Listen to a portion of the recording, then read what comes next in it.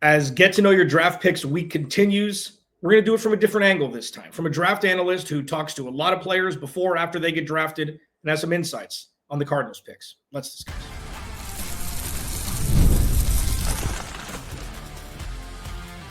You are Locked On Cardinals, your daily Arizona Cardinals podcast. Part of the Locked On Podcast Network, your team every day. He's Corner. Follow the podcast at Locked On AZ Cards. Thank you for making Locked On Cardinals your first listen, free wherever you get your podcast and on YouTube, part of the Locked On Podcast Network, your team every day. Today's episode is brought to you by Game Time. Download the Game Time app, create an account. Use code LOCKEDONNFL for $20 off your first purchase. So we're ripping through the draft picks. I'm going to take a pause. We'll continue in the next day and then Monday of next week as it spills over. But I wanted to get a guy on who I respect, who does a very good job over at the Draft Network. Does a lot of legwork, man. A lot of interviews, a lot of film breakdown, a lot of stuff over there at the Draft Network. And I've been trying to get him on for some time, and finally the timing works out here. Justin Melo, Draft Network, joins me. Justin, first of all, thank you for joining me, man. I really appreciate it. No, pleasure's all mine, Alex. Thanks for having me on. Of course, at JustinM_NFL on Twitter. So this is what we're going to do. We're going to talk about Walter Nolen. I had the Locked On Ole Miss host on earlier in the week, and it was all positives. I wonder if there's any sort of lingering effect from the negative effects of the quote unquote off the field stuff that's kind of, moseyed his way, through his career, outside from him being an absolute standout last year. We'll talk about Will Johnson dropping to 47. I don't think you know this, but I had him mocked at 16 for the Cardinals. So the fact that he dropped all the way down there is, Christmas come early for me. And the Cardinals had some interesting choices on day 2 and day 3. We'll just kind of rip through a couple of the names and get your thoughts on it. So Walter Nolen, arguably, potentially the best interior defensive lineman in the draft. When I say, is he the steal of the first round? Let me preface this. Obviously, you have the top tier 1%ers, the guys who everybody knew was going to go, we're going to go in the top 5. In the top wide receiver, top running back, that doesn't have anything to do with the Cardinals. At 16, with how the draft fell, I was very confident the Cardinals could get a top 10 pick at 16. With what Walter Nolen did at Ole Miss last year specifically, do you see a world with the ecosystem he's in with Dalvin Tomlinson and Calais Campbell that he could end up being the steal of the first round? Well, it really depends on what his attitude and effort level is going to be like now that he's a pro, right? I thought, throughout the entire process, I thought this was a high-end prospect in terms of the traits. I mean, there was one rep at the Senior Bowl specifically. I don't even know if you can call it a rep. It was really just filming him going through one-on-one warm-up session. And we had a great camera guy right up in his grill. And it's such a simple thing. But when I watched the get-off, they blew that whistle and he got off the ball. I said to myself, there are not a lot of people that size that can move that well. Like, he just looks the part, right, of a potentially elite NFL defender. Now, the off-field stuff is the off-field stuff. There are, character questions, effort questions, attitude questions. Really, that's going to determine how successful Walter Nolen is at the next level. I liked what you said about the Arizona ecosystem. I think if you could handpick one teammate in the entire league, you know where I'm going with this, for a guy like this to have, it'd probably be Calais Campbell, right? Mm-hmm. Like, he's one of the best men, period, in the entire NFL. And that's why he's played, I think he's in his 73rd season or whatever it is now. Like, Calais Campbell is the example, right? And he's going to set that for Walter Nolen. Now, to me, when you say steal of the draft, I think that makes it sound like a straightforward pick. It wasn't straightforward because of the off-field rumors, right? So to me, what this is Monti Ossenfort, who I think is a good general manager, by the way. I covered him in Tennessee for a while. I think he's a great general manager. I think this is him sticking his neck out, right, and saying, hey, I vetted this kid throughout the process. I'm confident in who he is, and we are going to lay our reputation on the line a little bit with this pick. They weren't the only ones to do it. I mean, Atlanta, 10 picks later with James Pierce Jr., everyone thought he was a locker room cancer. They traded up to get him. I did have the pleasure of speaking to Walter Nolen throughout the pre-draft process. I did a great interview with him on the Draft Network. It went kind of viral, that one. I think it did like 500,000 views on Twitter for me because you might have seen it or not. He gave me this great quote. I did it before the Senior Bowl where I was doing this interview series for Jim Nagy and the Senior Bowl, where I was asking all the participants this list of questions. I asked almost all of them the same questions. It was handed to me by Jim himself. I asked them, who would you compare yourself to at the next level? And he gave me like I got to count it in my head, like a 5-word answer. He said, I'm the next Aaron Donald, man. And I just tweeted out that clip and it exploded. He said nothing else to that question. He just said, I'm the next Aaron Donald. They actually brought up that interview that I did with him at the NFL Combine. He did like a one-on-one on camera. And they said, we read this interview with you where you said you're the next Aaron Donald. And then they had Aaron Donald surprise him with like a message on screen. So, I only got to have that one conversation with him. It was about 10, 15 minutes. I didn't come away thinking I don't like this kid. I thought, he certainly is a man of few words, but I thought he was bubbly. He enjoyed laughing. I had a good talk with him. So I like and trust Monti Ossenfort. They vetted him. If he is what they think he is, there's no questioning the traits. He could be an elite football player as long as he wants to be.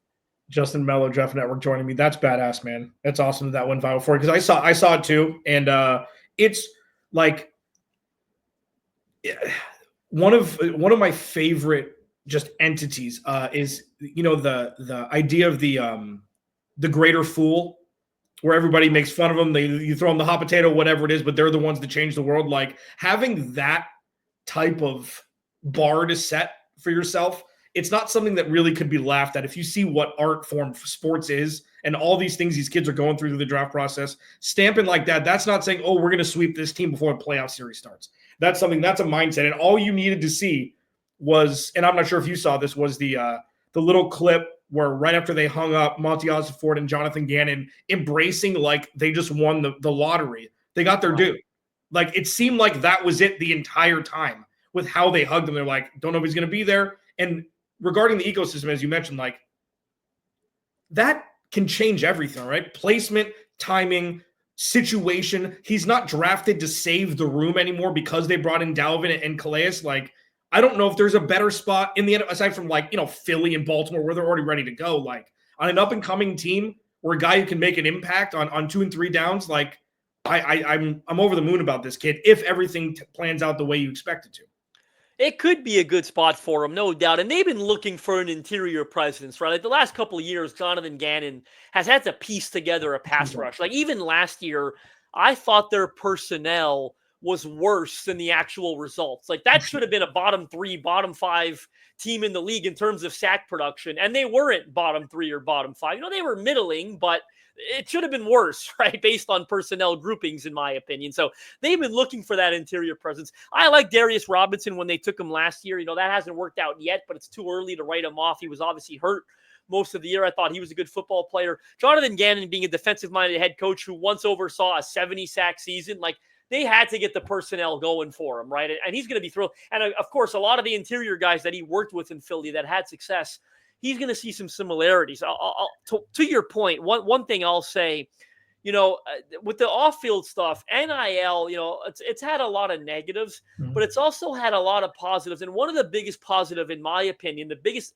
positive impact it's had on the NFL draft is a lot of times before NIL, these NFL teams, these GMs, they had to guess, how's this kid going to act when he gets some money in his account?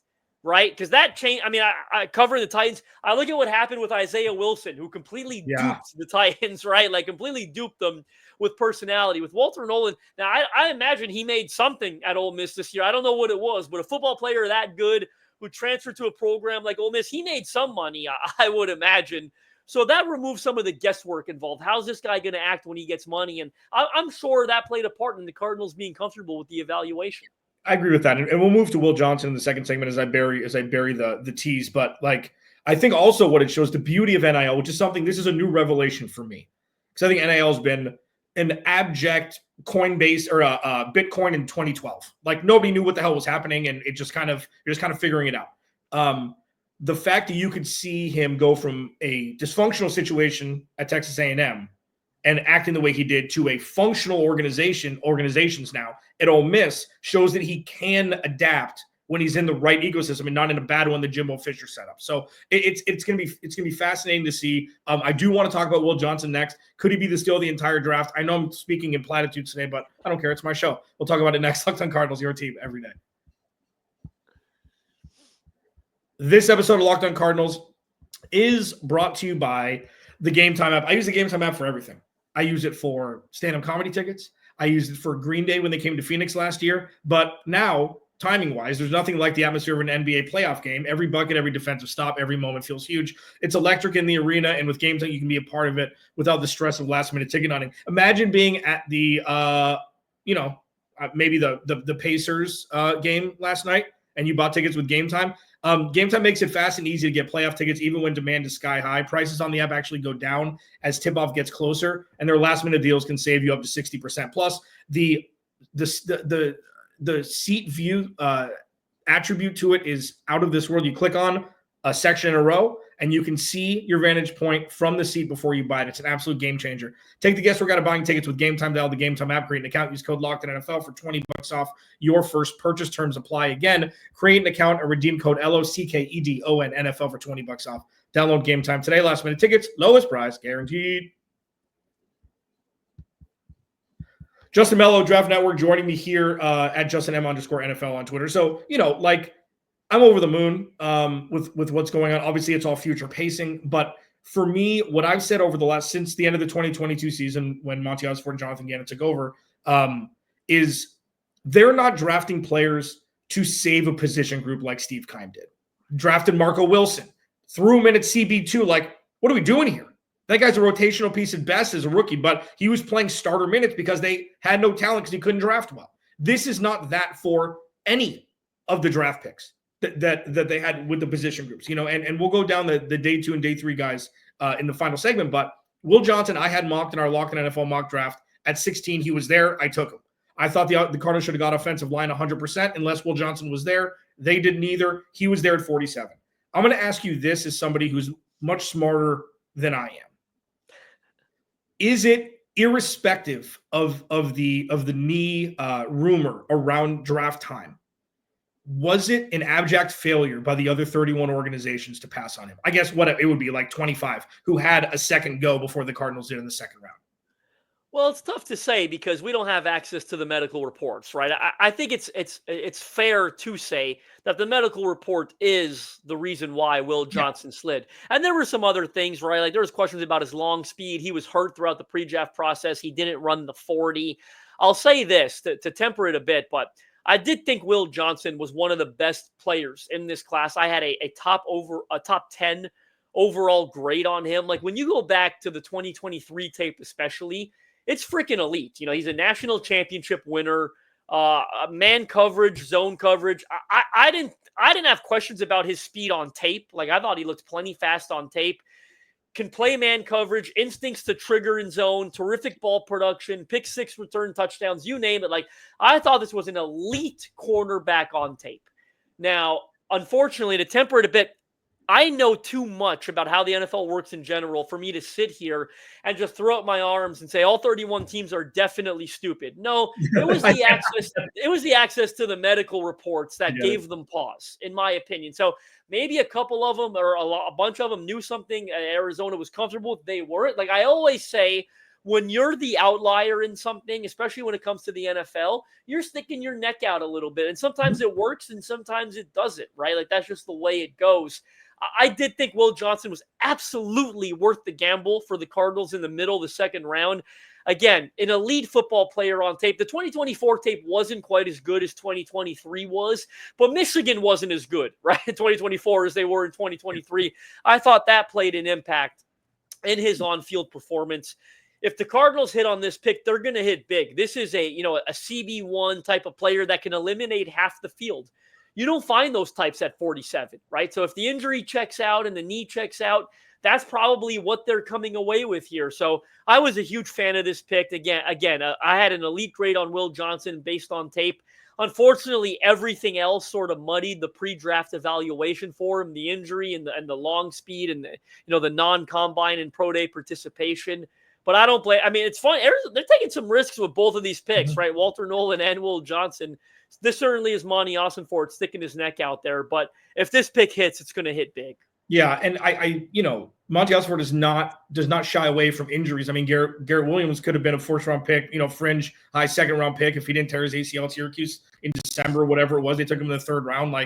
BJ Ojulari had injury concerns. I think that, so this is how I've kind of crunch the numbers with it. I always allude to fantasy football because I'm a simpleton and it's easier to explain this way, is like, say a player is suspended for the first 4 weeks of the season, but he's an RB1 or a wide receiver 1. You take him in the third round and you have to bite it a little bit for the first 4 weeks. But but the rest of the year, and for Will Johnson, if he's healthy, it's going to pay off in spades. And I think it's just a different way to think about it. It's like best player available. He was the best player available on paper from 17 to 46, but the injury concerns, and he said after at his post-draft interview, he's like, I've been healthy, I'm good. Like, let's roll. And even if that's a guy politicking for himself because he's ready to rip and doesn't want to talk about it, 70% of Will Johnson is better than a lot in this draft. And I think that it's just the risks calculated is because they're not drafting to save a position group. Once again, the secondary was pretty good last year on its own.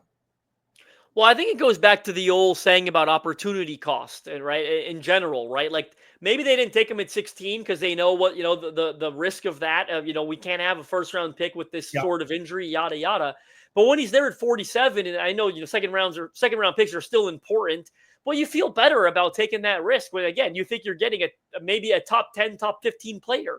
If this pans out, that's hard to turn down. And look, we see it in the league every year. Teams, sometimes they hit on it, sometimes they miss big, right? And we'll see which way Will Johnson goes. But again, if he's healthy, he's going to prove to be a tremendous value pick at number 47. Will Johnson is not the only national championship defensive MVP the Cardinals have drafted. There's another one, and we're going to talk about him next. Does he have a chance to pop? Alex Clancy, Justin Melo joining me here from the Draft Network. Next. This episode of Locked On Cardinals is brought to you by Upwork. Scaling your business requires the right expertise at the right time. With Upwork, you can find specialized freelancers in marketing, development, design, and more. Experts ready to help you take your business to the next level. Upwork gives business flexibility by connecting them with top freelance talent across multiple industries, including IT, AI, web development, and marketing. I used Upwork.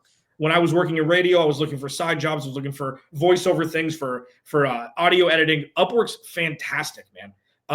Visit Upwork.com right now and post your job for free. That's UPWORK.com, Upwork.com to connect with top talent and grow your business today. Justin, I don't know if you've noticed, I have this weird proclivity to saying the last word of a live read weird. I don't know why. It's just a thing. It's not even a tick. At this point, it's just like I enjoy doing it because I've done 99.9% of it and I can have the last 0.1%. To myself. So you're getting to know me. This is the first time we're talking. So the idiosyncrasies are jumping out already. Okay. And we're back. So day 2 and day 3, second part of day 2, the weekend, for those that forget, Jordan Birch, 3rd round, edge rusher, Oregon, Cody Simon, 4th round, off-ball linebacker, Ohio State, Denzel Burks, cornerback, Ohio State, in the 5th, Hayden Connor, offensive guard, Texas, 6th, Keaton Crawford, safety, Nevada, who I've read from people smarter than me is one of the bigger steals in the later rounds. But I do want to kind of focus on Jordan Birch and Cody Simon, 2 guys who, again, and I say this for emphasis because this wasn't the case for a long time, were not drafted to save a position group. They are going to acclimate with veterans surrounding them in an effort to raise the floor of the defense as a whole. So Jordan Birch is a whole big dude, okay? Another guy who has a little bit more giddy up than you'd expect a guy his size to have, okay? When you look at a pick like that and you look at Jordan Birch, who's, Oregon hasn't been this defensive powerhouse either. So when you look at a guy like that in the 3rd round, do you think that's the ample spot for him to be picked? Think it was a reach? You think it was a steal or value or just kind of exactly where he should have gone? No, I thought the 3rd round made sense for Jordan Birch. I had like a fringe top 80 grade on him. I can see him developing into a really good football player for the Cardinals. Obviously they're looking for edge rushing talent across the board. Again, they haven't had enough there in recent years, and they go interior in the 1st round with Walter Nolen. They come back in the 3rd and get a guy that's going to play, D end for them. Yeah. The biggest compliment I could give Jordan Birch, and I don't say it lightly, I thought he might have had the best bull rush out of any edge rusher in this class. I mean, his ability to generate speed to power is really impressive on tape. He puts offensive tackles on skates, pushes them right into the quarterback, collapses the pocket there from the edge at a really high level. So I'm a big fan of this football player. I think he's got some early down versatility too, can defend the run. Career high in sacks this year was 8 or 8.5 at Oregon. I did a great interview with him on the Draft Network. Cardinals fans can go read that by heading over there and just plugging his name into the search bar. The interview will come up right away. The light bulb really came on for him this year at Oregon, and we talked about that. It was his second year at the program. Thought the first year was just okay. I thought the tape was just okay. The statistics were just okay. He took a step forward. He talked about it, working with Dan Lanning in that system for a second year. I really liked what he put on tape this year. I think there's a chance he captures a role. As a third rounder, you never know what you're going to get and how much you're going to play early on. But I think there's a good chance he captures a role early on for the Cardinals this season. It's fascinating. You said exactly what Spencer McLaughlin, who's the host of Locked On Oregon Ducks, who I had on yesterday, said. He's one of the best bull rushing players in the draft. And that's something. And then I followed up with, there are a couple adjectives that Jonathan Gannon and Nick Rawls, defensive coordinator, look for in players irrespective of position on defense. Violence is the first one. That's what they say. And Spencer, his eyes lit up. He goes, got him. You're not going to have a problem with that. And I think he shows that he's been coachable. Since yesterday and today, I've watched more film on him. I'm really starting to study and just get a better understanding of everything. The dude's big. He can play a couple different positions, which can be beneficial for the Cardinals as well. And what the Cardinals need, as you mentioned, is a massive overcorrection from a pass rush that was non-existent last year to one that now has interior defensive line pressure and pressure off the edge with varying degrees of skill sets that I think really could pay massive dividends immediately, right? And you see he's a guy who can carve out a role in 2025. I do. I mean, again, they're still figuring out that room, right? You've got Ojulari coming back from a season-ending injury, which I think happened in like August. That was so unfortunate because I thought he had a great, rookie year. Thought he was going to break out as a sophomore, and that obviously derailed that from happening. Darius Robinson, same thing. They're trying to figure out what they've got, right? He's getting healthy. I think he's versatile, play inside, outside, but probably D end on base downs when he's healthy. I look at a guy like Jordan Birch that's going to come in and push those guys. Ojulari's got to be healthy. Robinson's got to be healthy. If they're not, they're going to forfeit some of those reps to a guy like Jordan Birch, who, again, comes in, converts speed to power. I think he's getting on the field right away in Arizona this season. Got it. And one last one here. I'm going to kind of group in Cody Simon and Hayden Connor. I'm going to explain why in a second. Two massive organizations, and I just call them organizations now. Two massive colleges in Ohio State and Texas. They've always got blue chippers at every position. Some guys, I have this theory that it's a working theory that, say you take Hayden Connor and you put him on Toledo, he could get a lot more looks than what he did in Texas, but you don't want to go there. You want to win, the NIL money, all that stuff included. When it comes to Cody Simon, is he one among all because he's at Ohio State, or do you think that's kind of the world he lives in with potential to pop in a different situation in the NFL? Well, I think there's a pathway for Cody Simon to be more of a two-down player at the next level. I don't think, I think he went where he went for a reason. When I watch him on tape, it's funny. He came to mind when you just said, well, there are some non-negotiables for the Cardinals. Like, he's physical, he's violent, he's a smart football player. Play recognition is outstanding. He attacks downhill. Where he's going to struggle at the next level, and the reason why he didn't go earlier is when I look at lateral stop and start quickness, he's not a guy that you're going to want playing in coverage with any consistency. Right. I think these guys are too athletic at the next level for Cody Simon to really be successful in coverage. So to me, that puts a ceiling on the player. You're a two-down guy, but there's value at that at off-ball linebacker, right? And there are not a lot of great, ones that play in coverage at a high level. That's just the nature of the beast. These guys, receivers, tight ends, they're really quick and they typically create mismatches against off-ball linebackers. So for Cody Simon, he's not one of those, rare three-down unicorns. That puts a ceiling on the performance. That's probably why, I think it was a fourth-round pick it was. Yeah. But he's going to come in and compete for – and they've got some things that are unsettled at off-ball linebacker, I think, in that room. He's going to come in and compete for an early down role. And if he carves out a rotational, sub-package thing for him, then that's good value in the fourth round, and you chalk that up as a W. When I look at Hayden Connor, I did a great interview with him on the Draft Network as well.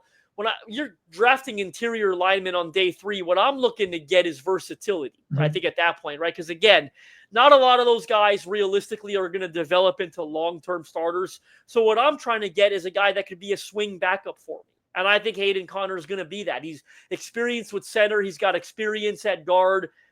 Any NFL coach, worth a lick, and they'll all tell you the same thing. I can only have X number of them active on game day. The reserve interior linemen that I have active better be able to play all 3, because I just can't have that many of them up. And Hayden Conner is going to do that for them. Again, I think there are some, physical and athletic limitations that might prevent him from developing into a multi-year full-time starter. But he's going to get me through a pinch, right? He's going to come in and play guard when I have an injury. He's going to come in and play center when I have an injury. That's realistically what you look for at those spots on day 3. And I think Hayden Conner checks that box for him. Awesome, man. Justin Melo, Draft Network. Tell people where they can find you, man. At JustinM_NFL on Twitter. I sat down with 221 prospects, 221 interviews with this class on the draftnetwork.com right now. A bunch of these guys we just talked about. Cardinals fans, you want to familiarize yourself with Walter Nolen? I've got an interview with him. Hayden Conner, Jordan Birch, I've got interviews with them. Heck, I think I got an interview up there with Calais Campbell from like a year ago that I had a ton of fun. I don't get starstruck with many of them. I got a little starstruck with Calais Campbell. What you really, when you get to have a conversation with him, really puts in perspective what a special guy he is and why he's achieved all he's achieved. So head over to the draftnetwork.com. Take the new mock draft machine for a spin. It's a lot of fun. It's already been updated for 2026. Read the interviews with your Cardinals draft picks, and also read the scouting reports. We got scouting reports on every single pick the Cardinals made. So you're still familiarizing yourself with the skill set. You're going to want to do that on the Draft Network. Love it, man. Thanks so much for joining me. Remember, without you, there is no me. I'll talk to you tomorrow.